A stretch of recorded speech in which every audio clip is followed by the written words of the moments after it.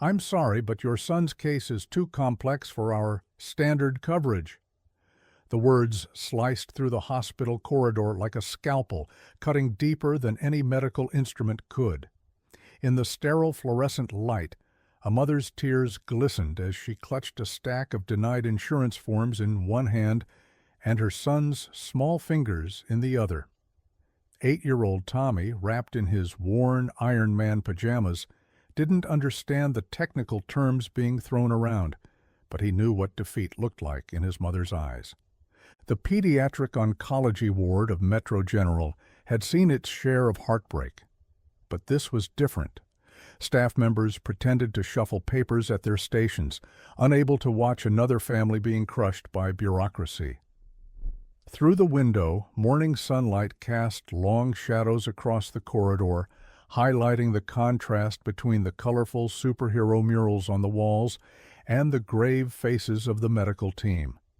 Outside the administrator's office, a small crowd of nurses and doctors had gathered, their powerlessness evident in their clenched fists and downcast eyes.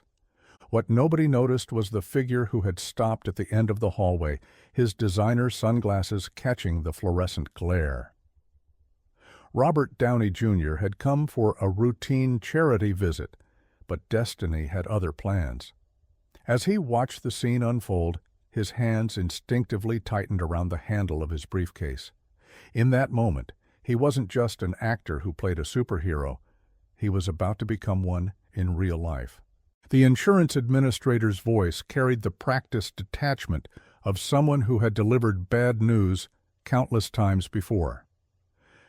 "Mrs. Mitchell, you have to understand, the experimental treatment your son needs isn't covered under any standard policy.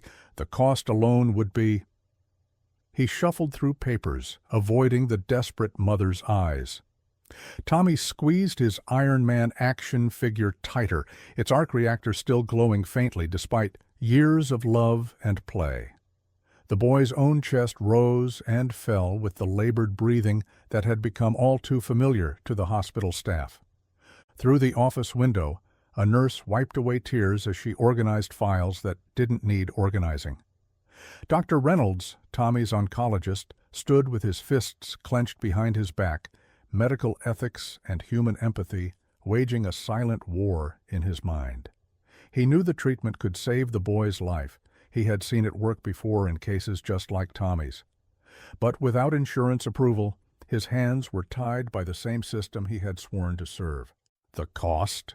Sarah Mitchell's voice trembled with a mother's rage. "We're talking about my son's life, and you're quoting me numbers?" The fluorescent lights caught the tears streaming down her face, but there was steel in her spine as she stood protectively over Tommy. The boy looked up at his mother, then back at his beloved action figure, his small fingers tracing the familiar plastic contours of Iron Man's armor. The administrator adjusted his tie, a nervous habit that did nothing to hide his discomfort. "Mrs. Mitchell, believe me, I understand how difficult this is. But there are protocols, procedures that must be followed. The company has shareholders to answer to, risk assessments to consider." His words faded into corporate jargon, each syllable another brick in the wall between humanity and bureaucracy. In the hallway, the crowd of medical staff had grown larger. Orderlies, nurses, even the janitor who always gave Tommy high fives during his rounds, they all stood witness to this moment. Their collective helplessness, a testament to how broken the system had become. The administrator was reaching for another form when Tommy's small voice cut through the tension. "Mom, it's okay. Maybe Iron Man will help us. He always helps people who need it." His words, filled with childlike faith, hit harder than any adult argument could. Several nurses turned away, unable to bear the innocence in his voice. Dr. Reynolds gripped the doorframe until his knuckles turned white. The administrator's face softened for a moment, a crack in his professional facade. But then he straightened his shoulders, retreating behind his desk's mahogany barrier. "I'm afraid superheroes don't exist in the real world, son. Now regarding the standard treatment options." That's when a voice from the doorway interrupted him, a voice millions would recognize from a decade of Marvel movies. You know, I used to think the same thing about superheroes. Robert Downey Jr. stepped into the office, removing his sunglasses with deliberate calm. But then I learned that sometimes the real superpower is just showing up when someone needs help. The room fell silent, the air electric with possibility. The administrator's mouth opened and closed like a fish out of water as Robert Downey Jr. crossed the office in smooth, deliberate strides. Tommy's eyes went wide, his Iron Man figure nearly slipping from suddenly slack fingers. It's really you," he whispered, wonder momentarily overshadowing the pallor of his illness. "In the flesh, buddy." RDJ knelt down beside Tommy's chair, his eyes taking in the boy's worn Iron Man pajamas and the medical equipment that had become a constant companion. "And I've got to say, your fashion sense is absolutely top tier." His smile was genuine, but there was steel behind it as he glanced at the papers scattered across the administrator's desk. "Mr. Downey, this is a private matter," the administrator began, but Robert cut him off with the same sharp wit that had made Tony Stark a household name. "Private? Really? Because from what I heard in that hallway, this is about a child being denied life-saving treatment over some numbers on a spreadsheet." He stood slowly, positioning himself between the desk and Tommy's family. The gathered hospital staff pressed closer to the door, phones forgotten in their hands, as they watched the scene unfold. Sarah Mitchell stood straighter, hope warring with disbelief in her eyes. Dr. Reynolds stepped forward, medical files clutched to his chest like armor. "The treatment has an 80% success rate in cases like Tommy's," he offered, his professional reserve cracking. "But the cost?" "The cost," RDJ repeated, the words tasting bitter. "Let's talk about the real cost of putting profits over a child's life." Robert Downey Jr. pulled up a chair, its legs scraping against the linoleum with deliberate slowness. "You know," he said, settling in with the same casual confidence that had made Tony Stark iconic, "I've been exactly where Tommy is. Not the cancer part, thank God, but the part where people looked at my life and decided it wasn't worth the investment." The administrator shifted uncomfortably as RDJ leaned forward. "Back then, I was a liability. Insurance companies wouldn't touch me. Studios wouldn't hire me. Everyone had their reasons, their protocols, their risk assessments." His eyes flicked to the papers on the desk. "Sound familiar?" Tommy watched his hero with rapt attention, his small hand finding his mother's. Sarah squeezed it gently, tears flowing freely now. Through the office window, phones had started recording, but nobody made a move to stop them. This wasn't about viral content. It was about bearing witness. "But someone took a chance on me," RDJ continued, his voice carrying the weight of personal truth. "Jon Favreau, Marvel, Disney, they looked past the numbers and saw a human being. And you know what?" He turned to Tommy with a gentle smile. "That bet paid off pretty well for everyone involved. I'd say about what, $20 billion at the box office?" The administrator's face flushed red. "Mr. Downey, with all due respect, this is hardly the same situation." "You're right," Robert cut in, his smile fading. "This is far more important than movie profits. We're talking about a child's life, and I'm not leaving this room until we make this right." The administrator stood abruptly, his chair rolling back against the wall. "Mr. Downey, I understand you're used to playing a hero, but this is the real world. We have protocols, guidelines." His voice cracked as Tommy started coughing, the sound harsh and wet. Sarah quickly helped her son take a sip of water, her hands trembling. "The real world?" RDJ's voice took on an edge that few had heard since his darkest days. "Let me tell you about the real world. While your company made record profits last quarter, families like the Mitchells are being torn apart by bureaucracy. Tell me, what's the protocol for looking a dying child in the eyes and telling him his life isn't worth the investment?" Dr. Reynolds stepped forward, medical file open. "The treatment window is closing. every day we delay." He trailed off, the implications hanging heavy in the air. The gathered crowd had grown so silent, you could hear the steady beep of monitors from down the hall. Tommy looked up at Robert, his voice small but clear. "In the movies, Iron Man never gives up, even when everyone says it's impossible." His fingers tightened around his action figure. "Mom says sometimes we have to be our own heroes." Robert's expression softened as he turned back to the administrator.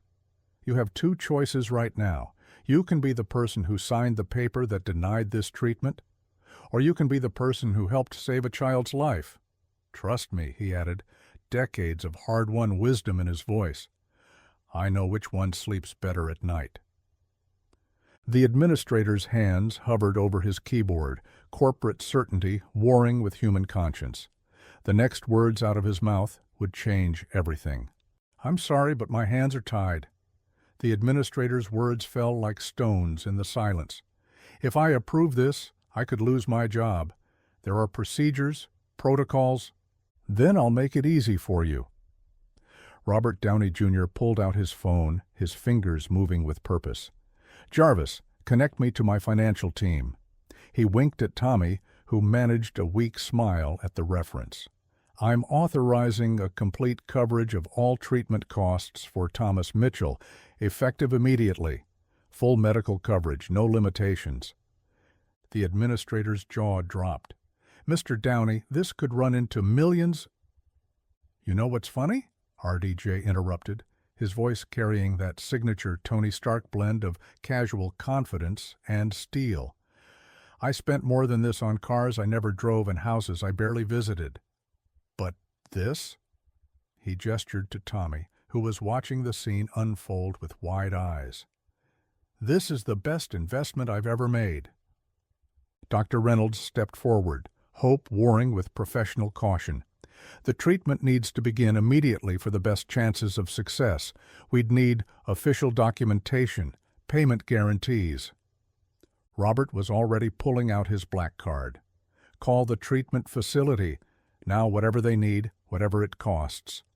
He turned to Sarah Mitchell, whose tears had turned from despair to disbelief. "And Mrs. Mitchell?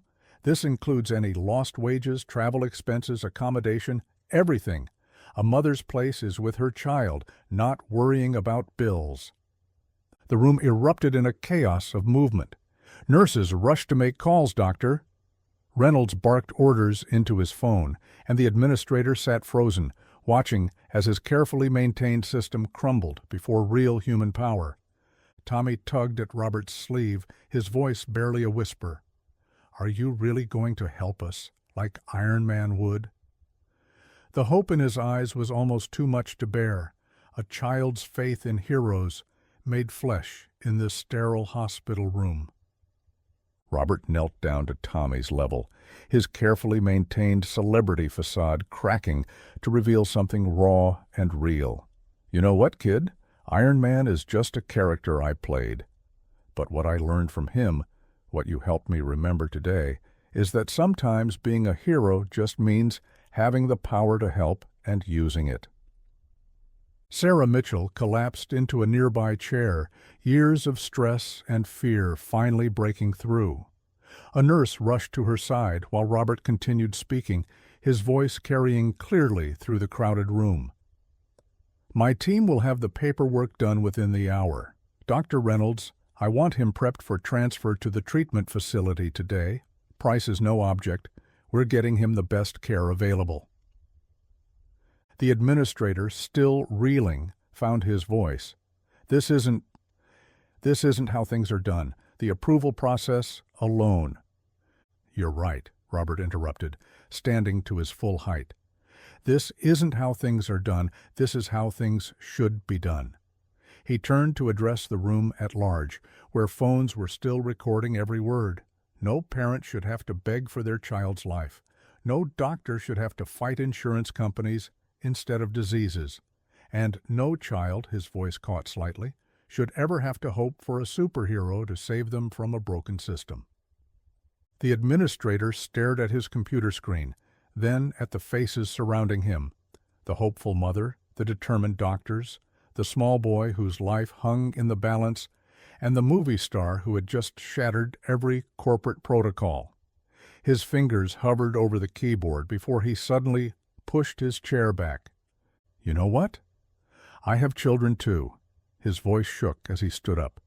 "I've been doing this job for 15 years, following every rule, telling myself I was just doing my job. But I won't be this person anymore." He began typing furiously. "I'm approving the treatment. Full coverage. Let them fire me if they want." Robert's eyebrows shot up as murmurs rippled through the crowd. "Now that's what I call a plot twist." He placed a hand on the administrator's shoulder. "Don't worry about your job. My legal team will have something to say if they try anything." Tommy's face lit up with a smile that seemed to brighten the entire room. "See, Mom? I told you Iron Man would help, and now we have two heroes." The administrator's eyes welled up at the boy's words. Dr. Reynolds was already on the phone with the treatment facility, his voice urgent but hopeful. Sarah Mitchell moved to hug the administrator, who looked stunned by his own actions.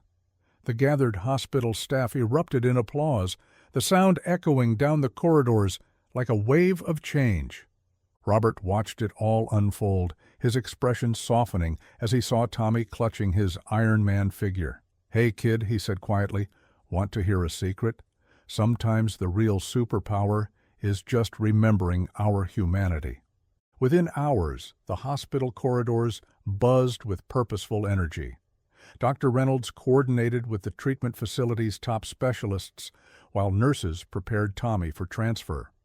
The boy's room had transformed into a command center of hope, with medical staff moving efficiently between beeping machines and stacks of rapidly processed paperwork. Robert Downey Jr. stayed close, making calls of his own while keeping Tommy entertained with behind-the-scenes stories from the Marvel movies. The administrator, looking years younger without the weight of corporate constraints, worked alongside RDJ's team to expedite every process that had seemed immovable just hours before. Sarah Mitchell sat by her son's bed holding his hand and watching the miracle unfold. When a nurse brought in the final transfer papers, her hands trembled as she signed them. "I still can't believe this is happening," she whispered. Tommy just smiled, clutching his Iron Man figure with renewed strength. "Mom, Mr. Downey said sometimes the impossible just needs a little push." The videos of Robert Downey Jr.'s intervention spread across social media like wildfire. Real-life Iron Man and healthcare heroes trended worldwide, but the real impact went far beyond viral hashtags. The insurance company's corporate offices were flooded with calls and emails. By evening, their PR team had issued a statement announcing a comprehensive review of pediatric care policies. The administrator, James Chen, found himself at the center of a different kind of attention. His decision to break protocol had inspired other insurance representatives to speak out about similar cases. Healthcare advocacy groups were already reaching out, seeking his testimony for upcoming congressional hearings on medical coverage reform. In Tommy's new room at the treatment facility, Robert sat with the boy and his mother, away from the cameras and chaos. "You know, Tommy, you did something amazing today, too." The boy looked up questioningly. "You reminded all of us that sometimes the bravest thing isn't fighting the bad guys. It's believing that good people will do the right thing when it matters most." 3 months later, Robert Downey Jr. returned to the hospital. This time, he wasn't alone. He brought the entire cast of the latest Marvel movie to visit Tommy, who was responding remarkably well to the treatment. The boy's room had become something of a shrine to hope, decorated with cards from well-wishers around the world and artwork from children facing similar battles. James Chen, the former administrator, now headed a newly formed patient advocacy department within the insurance company. The viral moment of his decision had sparked a movement, with other companies following suit in revising their pediatric care policies. "Sometimes," he told reporters, It takes one person showing us our humanity to change an entire system.